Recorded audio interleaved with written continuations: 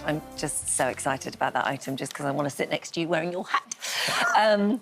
Now then, are you ready to discover the identity of the first Dancing on Ice celebrity taking to the rink in the new year? So far we've told you they're a sports person. You probably guessed that they were a boxer. Yeah, well, let's find out if you've guessed who it is. Dancing on Ice celebrity, reveal yourself.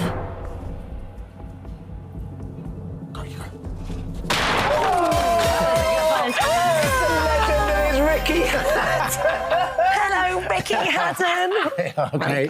Lovely to see you. Welcome back. Rick. Good to see you, How mate. lovely to see you. I am so excited to get you on the rink. I wish I shared your confidence.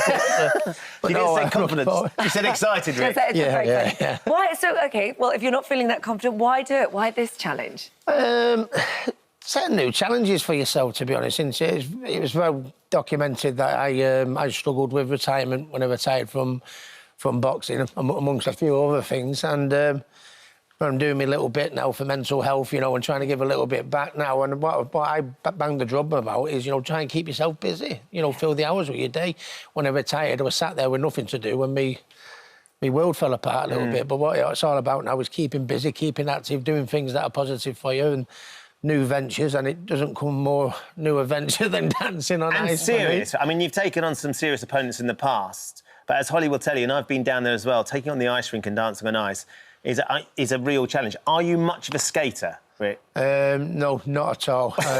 But, you know, being a boxer, I have been on my arse a few times. So, Are you much of a dancer, then?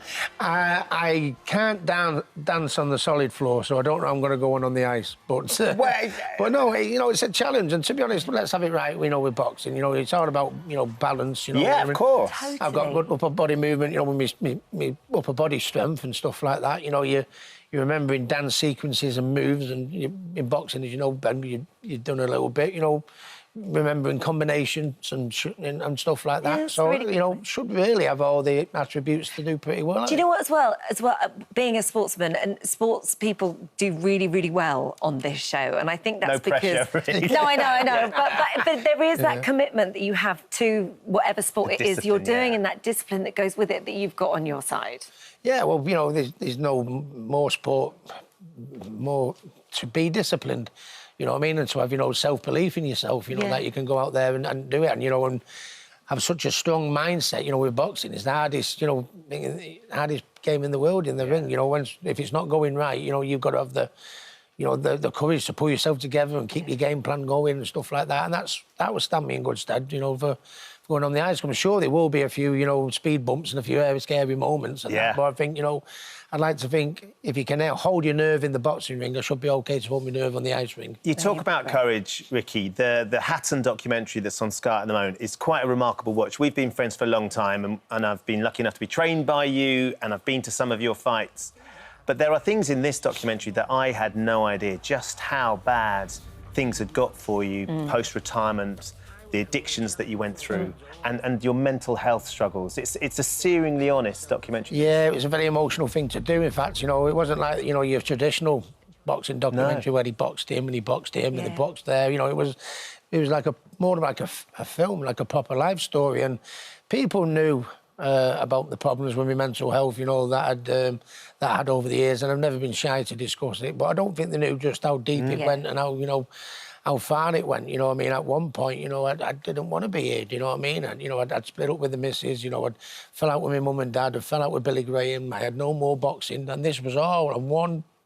That's a lot. At the same moment, all in one bang, bang, bang, bang, bang, and it was horrific for me. And, you know, I did the documentary, you know, so I opened my heart, and I think it took a lot of inspiration for a lot of people, from where I come from to where I am now.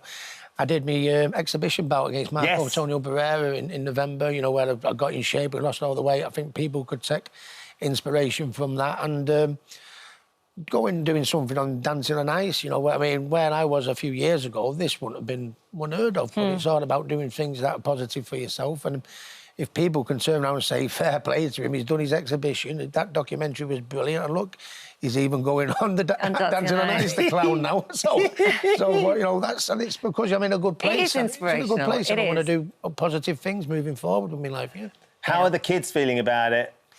Well, you know, obviously, you know, not been allowed to tell, you know, too many people. It's only the immediate family. But I told my daughters, and they found it absolutely hysterical.